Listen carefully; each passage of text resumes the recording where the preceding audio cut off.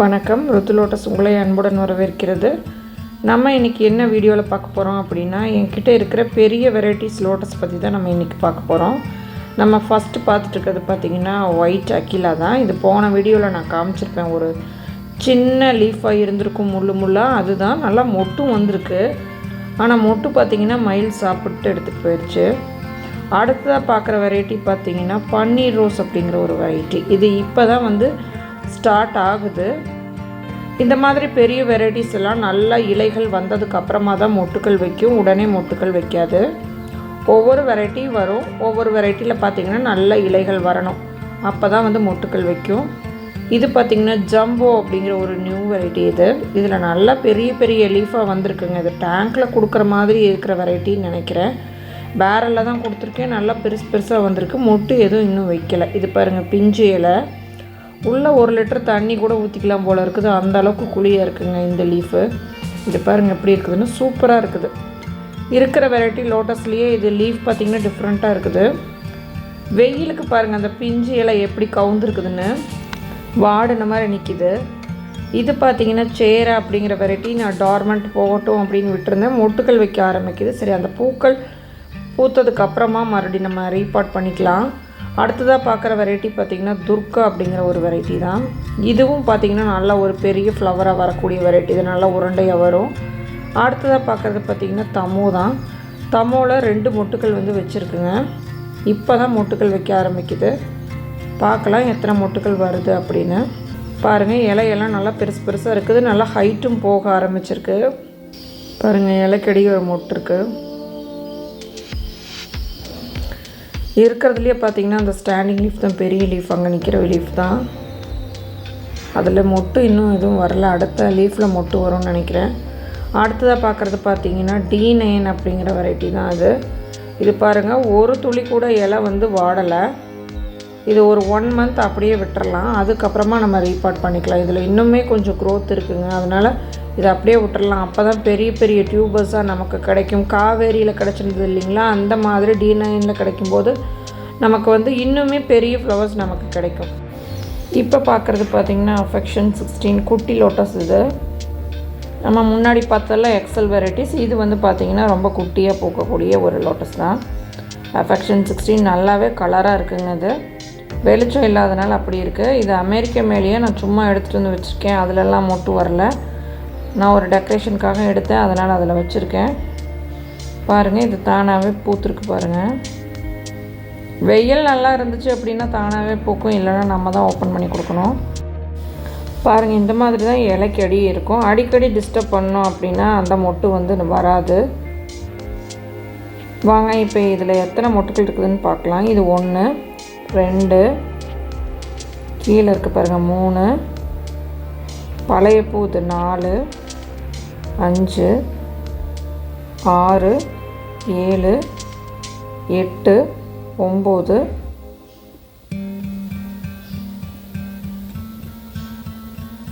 10 கீழே இருக்குது பாருங்கள் குட்டியாக. இது 10.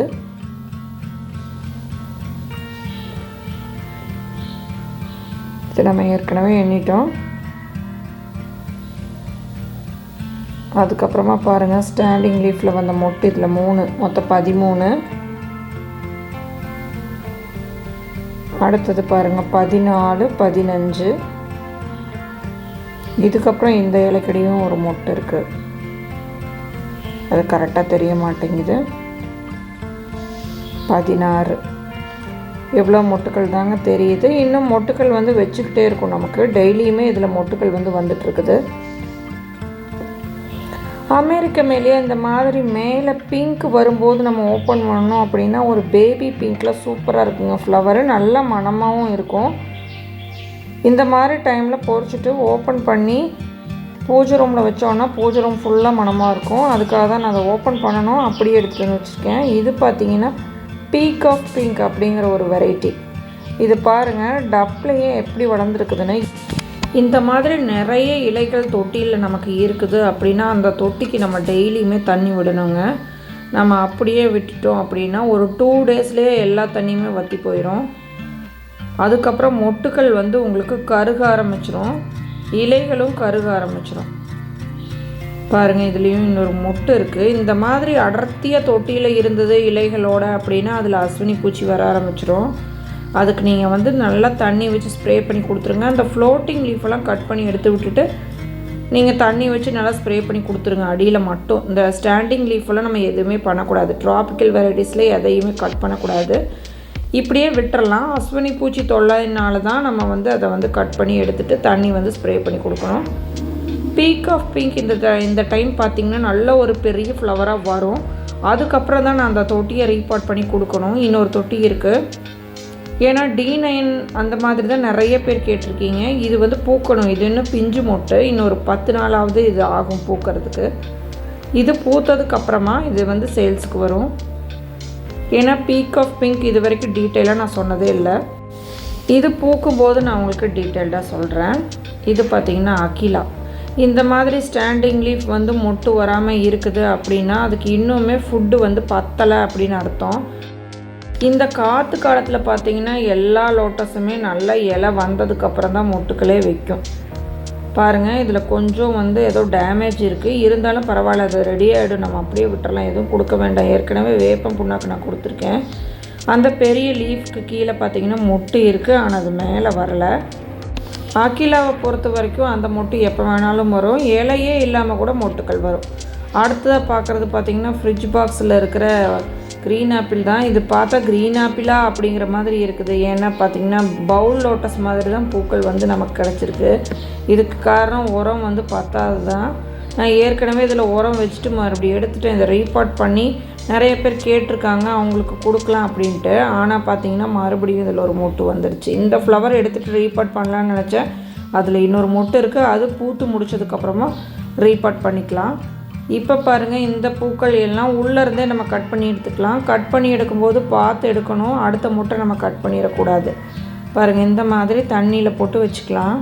ஃபஸ்ட்டு தண்ணியில் போட்டுட்டு அதுக்கப்புறம் எடுத்து நம்ம பூச்சி ரூமுக்கு கொண்டு போய்க்கலாம். ஏன்னா அப்போ தான் உங்களுக்கு வந்து இந்த பூக்கள் எல்லாம் வந்து ஒரு 4 நாளைக்காவது வாடாமல் அப்படியே இருக்கும். அதுக்காக தான் இந்த மாதிரி தண்ணியில் போட்டு வைக்கிறது.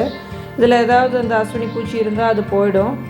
அதுக்கப்புறம் நம்ம பூச்சி ரூமுக்கு எடுத்துக்கலாம். பாருங்கள், இந்த மாதிரி தான் ஒரு கண்ணாடி தொட்டியில் வந்து நான் தண்ணி ஊற்றி வச்சுருக்கேன். அதில் தான் இதையெல்லாம் எடுத்து செட் பண்ணி வச்சுருக்கேன். இதை அப்படியே எடுத்துகிட்டு போய் உங்களுக்கு எங்கே தேவையோ அங்கே வச்சுக்கலாம். பாருங்கள், அமெரிக்க மேலியா எப்படி ஒரு பேபி பிங்க் கலரில் இருக்குன்னு. இதில் பார்த்திங்கன்னா அஃபெக்ஷன் 16 ரொம்பவுமே சூப்பராக இருக்குங்க. நேரில் பார்க்குறதுக்கு இன்னுமே ரொம்ப அழகாக இருக்கும். இது ஒரு 4-5 நாள் வரைக்கும் கூட உங்களுக்கு வாடாமல் அப்படியே இருக்கும். அஃபெக்ஷன் 16 பொறுத்த வரைக்கும் அது கலர் எல்லாம் போய் ஒயிட் கலர் ஆனாலும் இலையெல்லாம் வந்து உதிராது, அப்படியே தான் நின்றுக்கிட்டு இருக்கும். நீங்களும் இந்த மாதிரி இந்த லோட்டஸ் எல்லாம் தண்ணி ஊற்றி அந்த ஸ்டெம் வந்து உங்களுக்கு எவ்வளோ தேவையோ அவ்வளோ கட் பண்ணி பொறிச்சு எடுத்துக்கோங்க. இந்த மாதிரி வச்சுக்கோங்க, ரொம்பவுமே சூப்பராக இருக்கும். அதுக்கப்புறம் பார்த்திங்கன்னா இந்த நீர்க்கோரை நான் உள்ளே வச்சுருக்கேன் இல்லைங்களா, அது வந்து கட் பண்ணியும் எடுத்து வச்சுக்கலாம்.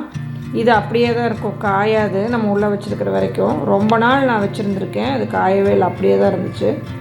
நல்ல ஒரு க்ரீன் கலர் கொடுக்கும். அது நேரில் பார்க்கும்போது பார்த்திங்கன்னா இது வந்து ரொம்பவுமே சூப்பராக இருந்துச்சு. இதை நான் அப்படியே எடுத்துகிட்டு போய் பூச்சி ரூமில் வச்சுட்டு நல்லா மணமாகவும் இருக்கும். அதுக்கு தான் சென்டரில் அமெரிக்க மேலேயே ஓப்பன் பண்ணி கொடுத்துருக்கேன். அதோட மனம் பார்த்திங்கன்னா ரொம்பவுமே சூப்பராக இருக்கும். அடுத்தது பார்க்க போகிறது என்னென்னு பார்த்தீங்கன்னா, நாகராஜ் மதுராந்தகத்திலேருந்து ஒரு தம்பி பார்த்திங்கன்னா நம்மளோட பார்சலை அன்பாக்சிங் பண்ணி வீடியோ அனுப்பியிருந்தார். அதுதான் நான் இதில் உங்களுக்கு கொடுத்துருக்கேன். இவர் என்ன ஆர்டர் பண்ணியிருந்தாருன்னா ஒரே ஒரு டியூபர் தான் ஆர்டர் பண்ணியிருந்தார். ஃபஸ்ட் டைம் வைக்க போகிறாரு. பிங்க்லோடு தான் நான் அவருக்கு அனுப்பி கொடுத்துருந்தேன். அந்த பாக்ஸ் தான் இது. ஒரு டியூபராக இருந்தாலும் பாக்ஸ் இந்த மாதிரி தான் இருக்கும். இந்த பாக்ஸ் நான் ஏற்கனவே நிறைய டைம் உங்களுக்கு வீடியோஸில் காமிச்சிருப்பேன். அதுதான் இப்போ இவர் ஓப்பன் பண்ணுறாரு. தொட்டியெல்லாம் கூட ரெடி பண்ணி வச்சுருக்காரு பாருங்கள். பின்னாடி இருக்குது பாருங்கள், தொட்டியெல்லாம் ரெடி பண்ணி வச்சுட்டு ரொம்ப ஆர்வமாக ஓப்பன் பண்ணுறாரு. நம்மளோட பார்சல் எல்லாமே இப்படி தாங்க இருக்கும். இந்த பாக்ஸ் நான் போடுற பாக்ஸ் தான். டியூபரோட லென்த்துக்கு தகுந்த மாதிரி நான் பாக்ஸ் போடுவேன். அந்த மாதிரி தான் இதுவும் போட்டிருக்கேன் பாருங்கள். இதை ஓப்பன் பண்ணும்போது இப்படி தான் இருக்கும். இதை சீல் பண்ணாமல் அப்படியே சுருட்டி தான் நான் கொடுத்துருப்பேன் அந்த கவரை. டியூபர் பாருங்கள், அவர் ஒரு டியூபர் தான் ஆர்டர் கொடுத்துருந்தாரு ஃபஸ்ட் டைம் அப்படிங்கிறதுனால. 2 டியூபர் நீங்கள் ஆர்டர்ஸ் கொடுத்தீங்கனாலும் ஒரே சிசி தான். டியூபர் நல்லா சேஃபாக கிடச்சிருக்கு. அதுக்கப்புறம் இந்த கோரைப்புல் வந்து எப்படி போடுறது, இந்த நீர் கோரை அப்படிங்கிறது நிறைய பேர் கேட்டிருக்கீங்க. பாருங்கள், நான் வீடியோவில் காமிச்சிருக்கிற மாதிரி தான் தொட்டியில் வந்து அந்த சேறு பாதி அளவுக்கு போட்டுட்டு இந்த கோரைப்புல்லை உள்ளே நட்டு வச்சிட்டிங்க அப்படின்னா அதுவாக வளர்ந்து ஹைட்டாக இந்த மாதிரி வளர்ந்து வந்துடும். உள்ளே கொஞ்சம் மீன் கூட நீங்கள் போட்டு விட்டுக்கலாம். அடுத்ததாக பார்க்குறது என்ன அப்படின்னு பார்த்தீங்கன்னா ஒயிட் பியோனி தான் நம்ம பார்க்க போகிறோங்க. நிறைய பேர் வந்து ஒயிட் பியோனி ஒரு பவுல் லோட்டஸ் அப்படிங்கன்னு நினைக்கிறீங்க.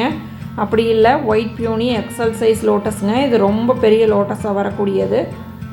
இந்த ஒயிட் பியோனியை டீட்டெயில்டாக நான் உங்களுக்கு நெக்ஸ்ட் வீடியோவில் சொல்கிறேன். அடுத்ததாக பார்க்குறது பார்த்திங்கன்னா ராணி ரெட் தான். ட்ராபிக்கல் வெரைட்டிஸ் பொறுத்த வரைக்கும் பூக்கள் பூத்து முடித்து கொஞ்சம் ரெஸ்ட் எடுத்து பூக்கள் வந்துக்கிட்டே தாங்க இருக்கும். ராணி ரெட்லேயும் அந்த மாதிரி தான் வந்திருக்கு. நம்ம பார்க்குறது ஒயிட் பியோனி. ஒயிட் பியோனி அப்படிங்கிறது பவுல் லோட்டஸ் கிடையவே கிடையாதுங்க. இது எக்ஸல் வெரைட்டி. பவுலாகவும் இது வந்து நமக்கு வந்து பூக்கள் அதிகமாக கொடுக்கும். நம்ம வந்து எல்லாருமே வந்து சின்ன சின்னதாக பூக்குது அப்படின்னு நினச்சிட்ருக்கீங்க. இதோட மெச்சூர்டு ப்ளூம் பாருங்கள் எப்படி இருக்குன்னு. 1000 இதழ் தாமரை இருக்குது இல்லைங்களா, ஒயிட்டு. அதுக்கு பொதுவாக நம்ம இதை போட்டுக்கலாம், நல்லாவே பூக்கும். இது எப்படிங்கிறத அடுத்தடுத்த வீடியோவில் பார்க்கலாம். டியூபர்ஸ் வேணும் அப்படிங்கிறவங்க வாட்ஸ்அப்பில் கான்டாக்ட் பண்ணி வாங்கிக்கோங்க. இன்றைக்கி வீடியோ அவ்வளோதான். நன்றிங்க.